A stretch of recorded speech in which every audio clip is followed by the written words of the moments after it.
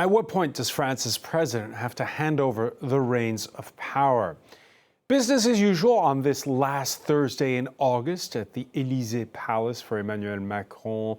Earlier, he met the new UK Prime Minister before jetting off to Serbia for an official visit.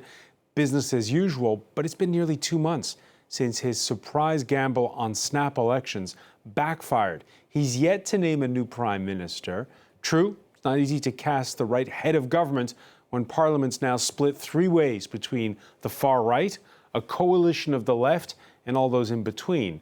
In fact, this is uncharted territory in a nation that's not known coalition building since General de Gaulle changed the Constitution back in 1958. How to pass an October budget through a splintered house.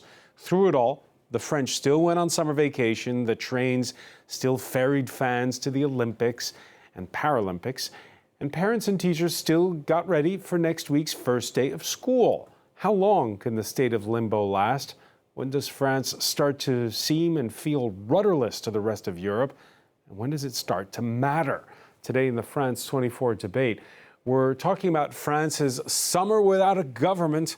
And with us is Marion Soletti, executive editor for France of the news site Politico Europe. Thanks for joining us. Thank you for inviting me. Also having her summer curtailed to be with us is Hind Zian of the you're founder and CEO of the GovTech company Génération Politique. Explain to us what a GovTech company is. GovTech is simple. We do tech services for politicians and governments. Okay. Joining us as well from Rome, political scientist Thibault Museaug, author of the book Post-Populisme. Welcome back to the France 24 debate. Thank you very much, and thanks for having me again. I hope you had a great summer. Indeed. And we'll be joined shortly by Shaheen Valley, Senior Fellow at the German Council on Foreign Relations. By the way, wherever you stream podcasts, you can always listen, like, and subscribe to the France 24 debate. Now, this week began with promises the president would break his summer silence on Monday and talk about French politics. It's Thursday. It's not happened. Instead, the merry-go-round of political heavyweights continues at the presidential palace. These are images from earlier in the day. Conservative president of the Southeast Provence-Alpes-Côte d'Azur region, Renaud Muselier, if you're asking. It's all part of the waiting game as Macron resists the left's call to pick its designated candidate, 37-year-old civil servant Lucie Gastet. Emerald Maxwell has more. After rejecting the left, the French president has been courting the centre and right.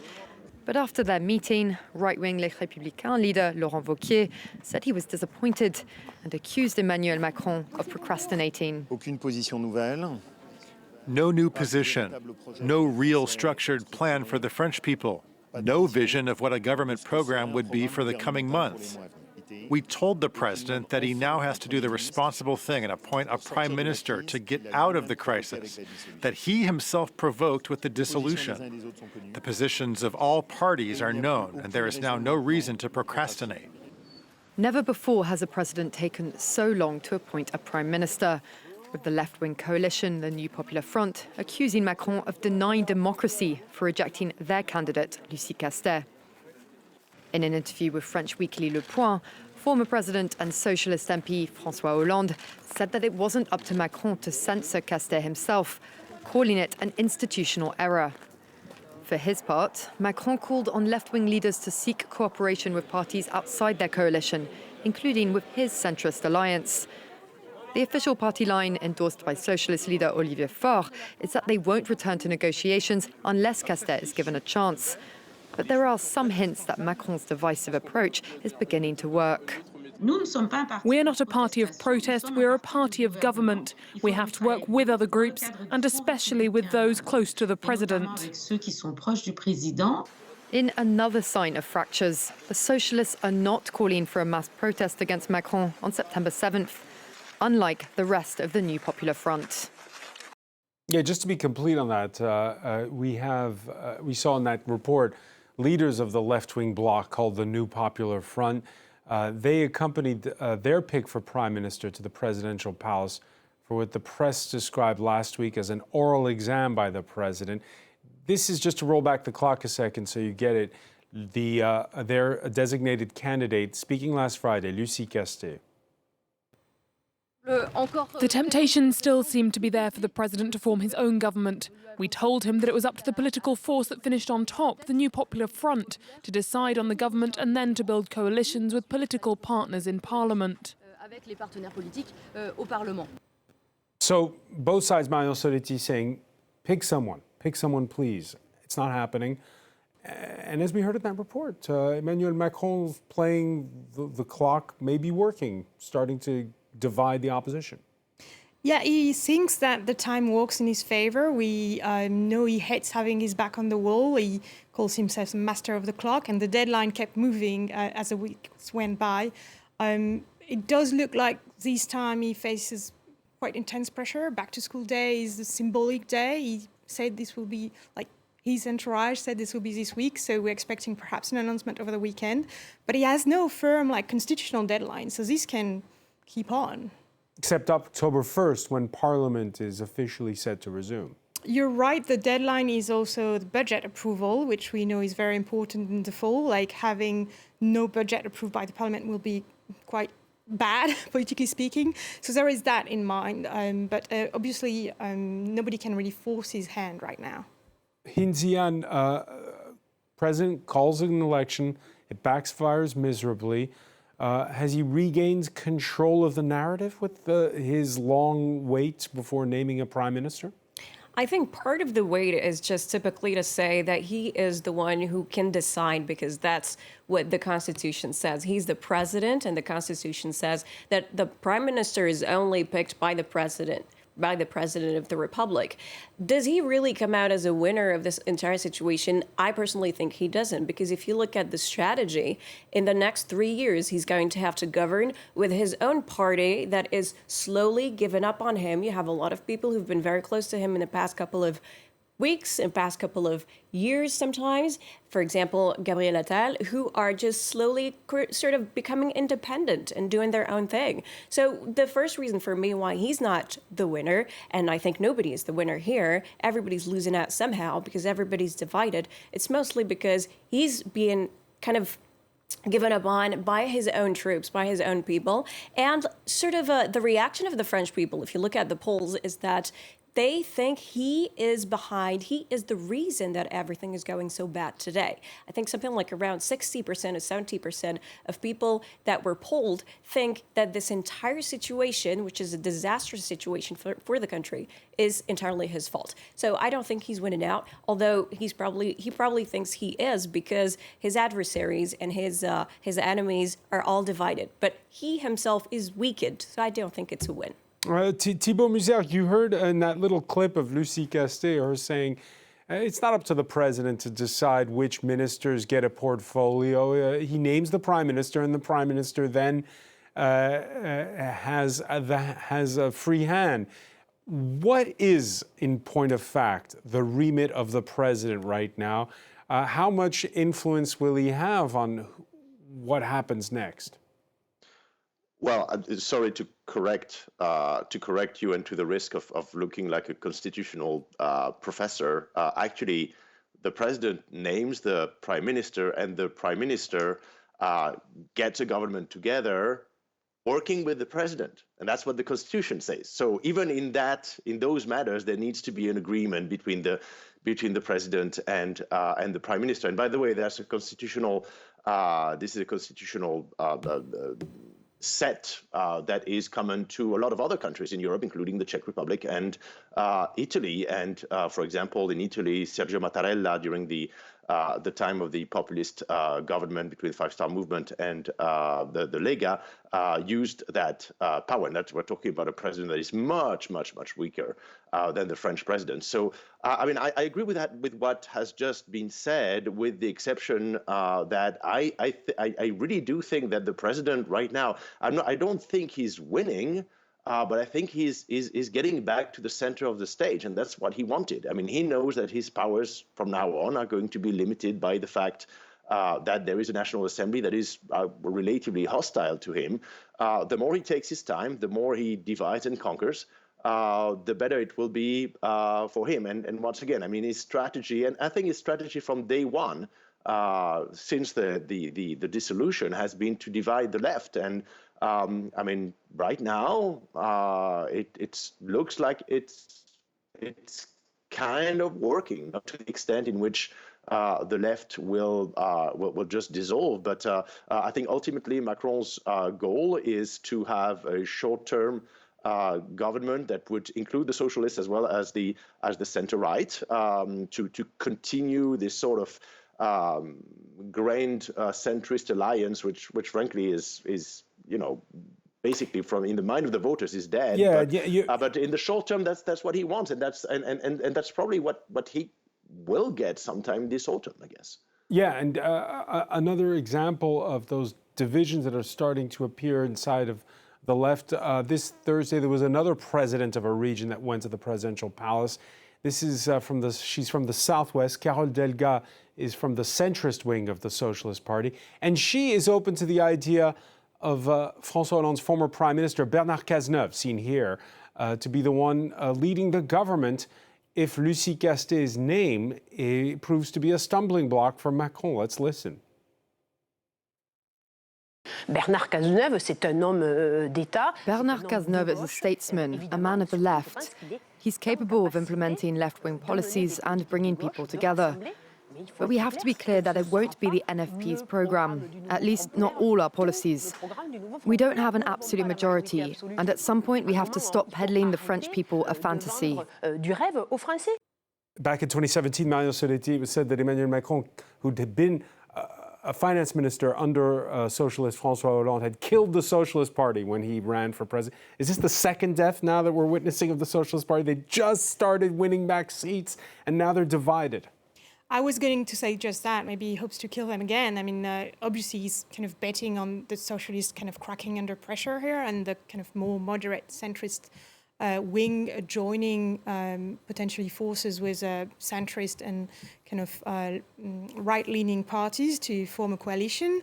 The difficulty here that that he faces also, we've heard Delga right now, but like most of the centrists in the Socialist Party who agree with her and with that stance, they're outside of parliament. So they're mostly mayors, head of regions. They're well represented in the party itself. But in terms of number of MPs, there is a relative consensus right now to stick with the NFP and, stay united in that stance. And again, it's this question of how do you get to a governing majority? Of course, and Macron has a point when he refused to appoint Casté and say you must find alliances outside of your party because you'll face a motion for dismissal, right? When you come to power. So obviously the left has some work to do and trying to find a way out of the situation. It's kind of a bit of a chicken game right now. Everyone kind of facing each other and looking for the first one that will blink. Yeah. The Skype gods could not keep Shahin Vallée away. He is a senior fellow at the German Council on Foreign Relations. Thank you for being with us from Marseille. It's just a usual end of summer with getting ready to go back to school, or are people where you are right now nervous about the fact that there's no government? People are nervous, and I would stress that, from Germany and elsewhere, in Brussels, there's concern about the biggest task of a new French government, which will be passing a budget. In principle, the French government is supposed to propose a multi-year fiscal plan to the European Commission by September 20th. A budget has to be proposed to the Council of Ministers by September 25th. It has to be seen before by the Haut Conseil pour les finances publiques on September 13th. So there is really urgency in putting a budget together. And in principle, this should be the responsibility of the next government, not of the outgoing government. And everything that's happening now is basically creating a situation where the outgoing government is essentially making all of the critical budgetary choices for the next year, something that I think will create a big political problem when the parliament meets again in October, and when it has to vote on a budget law that essentially has been prepared by an outgoing government with limited political legitimacy. So I think that's going to be a real issue. And it might be, in fact, by design that Macron is delaying the appointment of the new prime minister so that, he has full control over the next budget and chooses a path that is a path with limited political risk, which is to essentially renew, for the most part, the provisions of the last budget. But that brings us back to what Hin Zian was saying. How will it be interpreted by those who cast ballots against the government? They're probably not going to like this, and I think that will give an opportunity for the parliament to either vote down this new budget, or worse, potentially bring a motion of no confidence against the next government on the basis of this budget. Keep in mind that last year already, the French budget was passed with the Article 49.3 provisions being activated, meaning the government's taking its responsibility for passing its budget.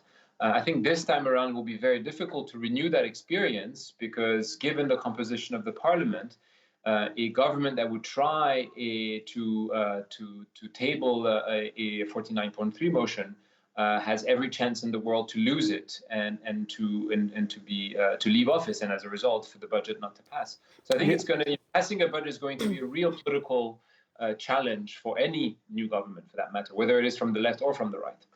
Yeah, Thibault Muzard is going to roll his eyes when I say this, but Article 49.3 of the Constitution, effectively, you're turning a passage of a bill into a vote of confidence, and it's hard to do if you don't have a majority. Hin Ziad, again, it's so hard to read this because, I mean, I'm looking at opinion polls. There was one done just a couple of days ago by the Elabe Institute for BFM TV, and it shows a majority are against the nomination of Lucie Castet as the new prime minister. 56% of them, and she's again, that designated candidate from this left-wing alliance that goes from the far left to the socialists. Yeah, I think we are put in an almost impossible situation. I think this constitution and this regime, the 1958 regime, was made with a strong executive head that would stay away from politics and in the everyday sense of the term, and that would be able to lead the country in difficult times, but also in easier times with sort of a vision and a direction. The thing is today is we have a very polarized country with very polarized as well, a sort of electorate, but also political sphere, political game. So the thing is today, because President Macron thought he would sort of surprise everybody after the European elections and kind of call a snap election and kind of push the electorate to choose between him and the other side, and the other side that is the far right party, the RN. But it was a terrible bet, because at the end of the day, what happened is that we simply got at a point where people chose the other option that nobody thought they would choose, and then they chose to block that option. So for me here, it's just a sort of a result of the crash, or at least the crack between what is happening at the head of this country, how the president sees what he's been doing. And I'm not sure he thinks it was a mistake to dissolve parliament, because that's what he said after the Olympics, and what people want, what people think. So if you give a conundrum to people, eventually they could pick something that you're not going to be happy with. And that's what happened. And the thing is, today we are, and that's what I said at the beginning, in an impossible situation. So what you're saying, just to be clear, is Emmanuel Macron doesn't want to admit he's lost. I mean, I think after the Olympics, he said that everybody who was criticizing the fact that he dissolved parliament was wrong. I mean, that's what he said. So I'm pretty sure that he thinks it was a good solution, and he thinks that he can still kind of win the game. But the thing is, I think it's a losing game anyways for everybody, because we're at a point where, and that's what the math says, the National Assembly is broken in three parts that do not cooperate. So how is it going to happen? How is it going to be in the next couple of months? Hard. There's no other option. How far can he push the envelope? Again, it's a constitution, as Thibault Muzard was saying, that gives the president a lot of power. That is true, but it will have to try something, as you said, for the budget, at least for the budget cycle, to be able to start. It's a mess of his own doing. I think everybody pretty much agrees on that. So you need to, at some point, find someone who can form a government, very likely a social democrat. We know that there have been some names flying around. but a social democrat will be able not only to have his camp behind him, but also, be able to cooperate with the center, the right. So it's a very difficult task, and there is nobody today who really kind of defends his choice from back then. As you said, it took a long time to admit defeat. So you were comparing, Thibault Muzelka, earlier with Italy, where you are. But let's just talk about France here for a second, because what makes France perhaps singular is, yes, it's true, General de Gaulle created the Constitution, but in a way, it's Napoleon who made the institutions. Emmanuel Macron, he's still got the state superintendents, the préfets as they're known. He's still got the rectors of the academies for the education system when they go back to school next week. With this powerful top-down high civil service, can he just keep running the country on his own? Well, I mean, technically you can. You need basically the one thing you need a government for, the only one thing you really need a government for is the budget. If it was not for the budget, or if we had to do the budget in 12-month time, then the President Macron would take whatever time he wants. And even for the budget, there might be, I think there's some constitutionalists who argue that there are ways to work their way around it. Listen, if Belgium, if the Netherlands can do without a government for a year, France definitely can, and particularly with a presidency that is as powerful as ours. The problem, obviously, is one of legitimacy. But if we're talking about legitimacy, what is the legitimacy of Lucie Castet, who has not been elected, and who pretty much nobody outside of Paris had heard from or heard about before the vacation? So I think again, Macron is. I don't think Macron think he's won this election. I mean, obviously, he will not say that because of pride and because he thinks that actually that would take down his legitimacy. But actually, he knows that right now nobody has more legitimacy than him, simply because he's sitting on the chair and everybody has to move around in order to become prime minister, and he's the only one who can sit and stay comfortably in his chair. So I think the reality of things today is that obviously this is a problem of legitimacy, democracy in the long run, and I don't think this is tenable, of course, beyond a couple of months. But right now, I mean, Macron is using this opportunity to try and destabilize everybody. And he's trying to regain the initiative, which he lost first by his defeat in the European election, and then by the dissolution. And for the moment, it's kind of working. Because everybody's talking. I mean, the past 20 minutes, we have talked only about him, basically. This is the only person that we've been discussing. Shahin Vallée, you heard there Thibault saying couple of months. This could run for a couple of months. You agree with that? Well, the view of the Secretary General of the government is indeed that this current caretaking government can propose a budget and can actually get it through Parliament. So yes, in principle, this can carry on. I think the real problem is that this is not something that our institutions are used to, and it creates a real legitimacy issue. But as it was mentioned before, governments in Italy, in the Netherlands, and Belgium have run with caretaking governments for months onwards, and maybe France can make that experience too. I don't think this is desirable, but it's completely possible. Yeah, it became a running joke when going into the pandemic, Belgium went 652 days without a government before Flemish Liberal Alexander De Croo took the helm in a four-party deal that, to hear the leader of the Francophone Socialists at the time say, included a coin toss to reach a breakthrough. Is France in the same position as Belgium and the Netherlands? Is it the same, Marion? They've been mocked for this. I mean, I think the big difference is that the Belgians and the Dutch are used to doing this, whereas Macron is not. Like, it's not a system that is used to function that way. The parties are not used to these coalition talks.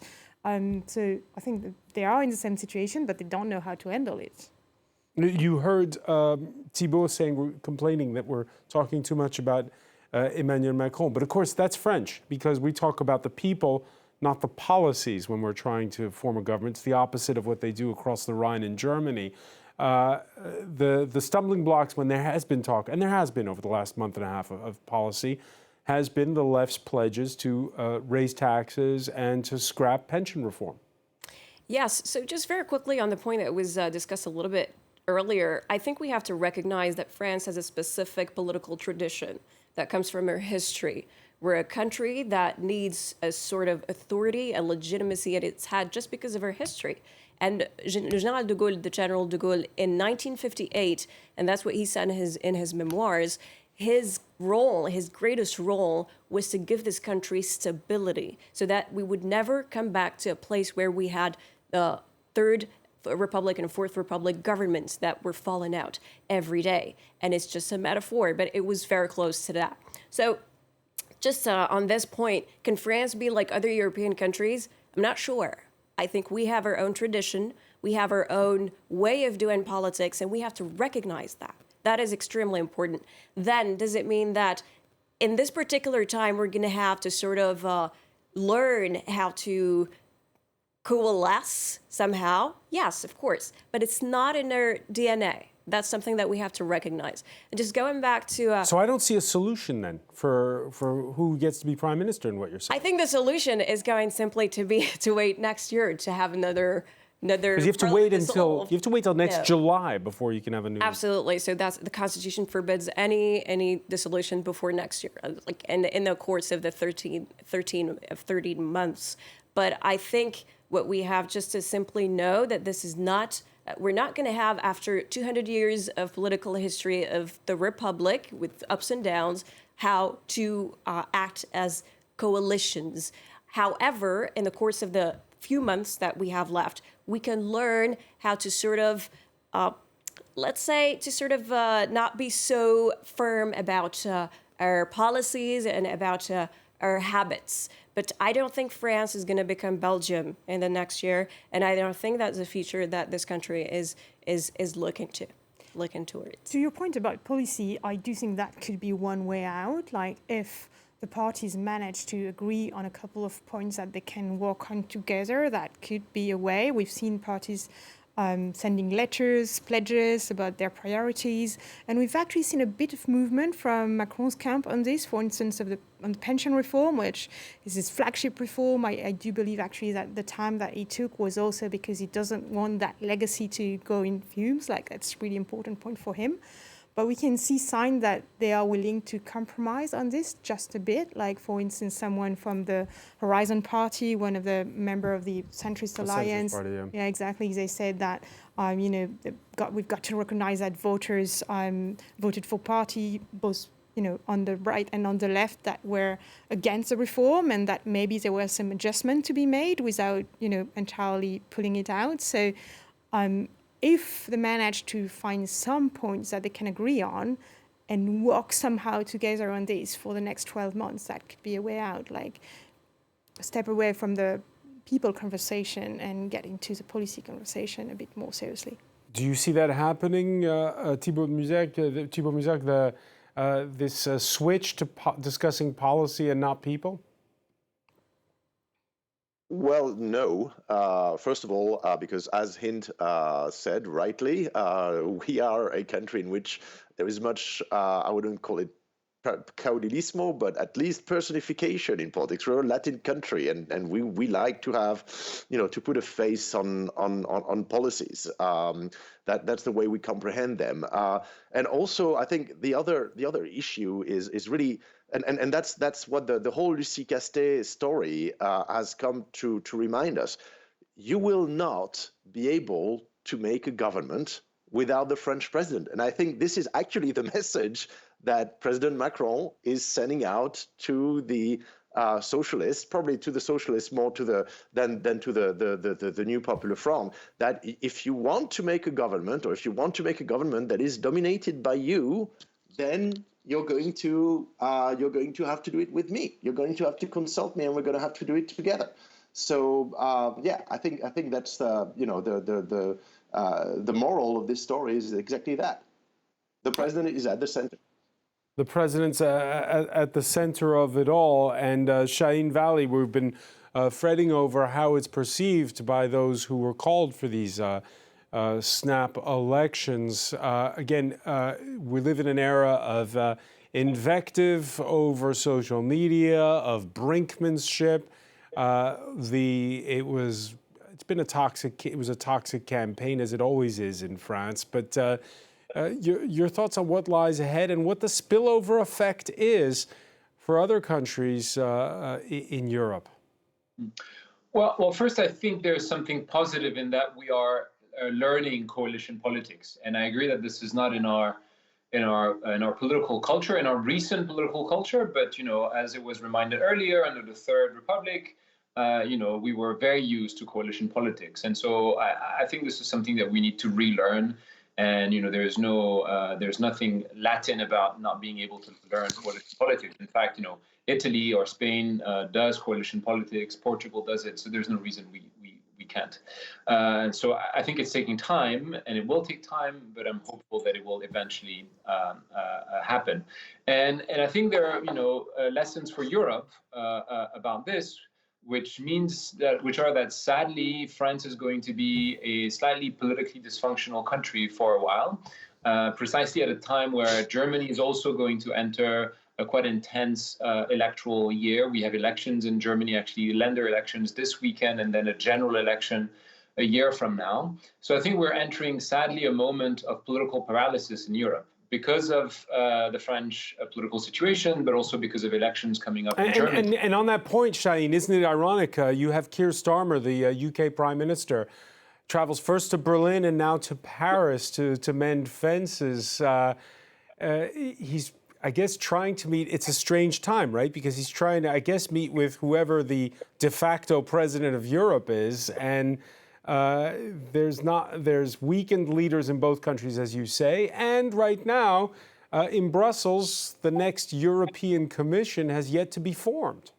Yeah, so it's a real political vacuum kind of all over Europe, in the two biggest capitals in Europe, but also in Brussels, because the new Commission is still in preparation mode, which means that for a new government in the UK, there's going to be a period of void where making progress on a new UK-EU security pact or on a new Brexit deal is going to be very difficult. So luckily, this doesn't seem to be an urgent priority of the Starmer government, but that surely is going to become one at some point. And for that, we need leaders in Brussels, Paris, and Berlin to be prepared to entertain that discussion. This period of waiting, Hinziad, does it matter? I think it matters to a lot of people, but I wouldn't, because every time I ask the question to my entourage, do you want a prime minister to be chosen soon? And they're like, I don't really care.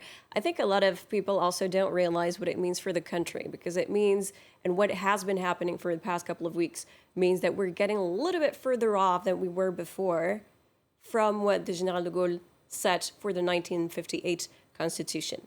So I would say personally that it matters. I know that a lot of people also don't think it's very important, but I think it also has to do, it comes back to this legitimacy issue. And in French politics, legitimacy matters. It mattered under any of the regimes that we had. And today it matters to kind of show to the electorate that their vote was not made for nothing. That's something that they need to understand. And today, in today's regime that we have, the vote makes the legitimacy. Makes the legitimacy, and if that doesn't happen, of course, we talk about the Leftwing Coalition being the biggest bloc in the new parliament, but of course the biggest party in the new parliament is Marine Le Pen's far-right national rally, Mario Soretti. Very true. But they're in a comfortable position right now. I mean, they've made it very clear that they didn't want to go in government or be part of that coalition. So the only thing they have to do is to wait until this further deteriorates, and they know that somehow they can be the winner. What they have in mind, of course, is a presidential election, that their real goal. 2027. Yes, but they're quite strategic, because, for instance, in the discussion around the left-wing alliance, they've made it clear that they would vote for, they won't vote the confidence in such a government. They've been somewhat ambiguous about what they would do in case a center-right government would come to power. So in a sense, they are playing into Macron's hand when he's refusing the left-wing coalition, and he knows that it's kind of leverage also, that big group in the parliament in a way. So you're making it sound like Marine Le Pen's the big winner of all of this. I just think, like, as you said earlier, like, there is no winner, but there are some that have lost more than others. Thibault Muzel, you agree?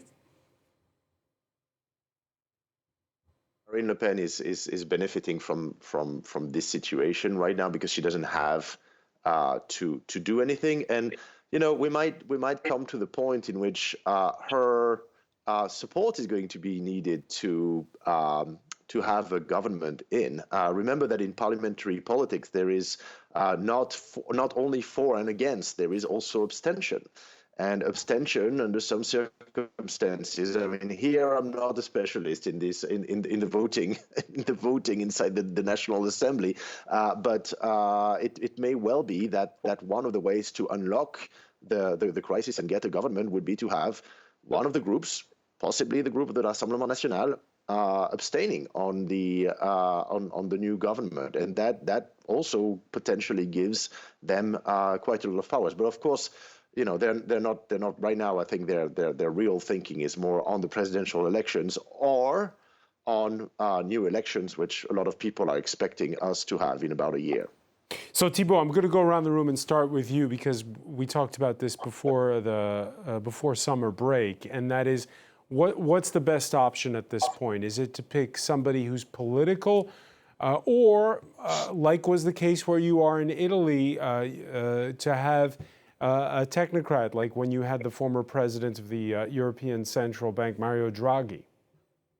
I think for Macron, it depends for whom, right? But I think for Macron, the ideal solution would be an independent figure that he could more or less, that would depend on him politically as much as possible so that he can keep his power. Remember, Macron is trying to gain back the initiative. He's trying to gain back his political clout. And that's kind of the only way he can do that right now. Needless to say, this is not going to be easy.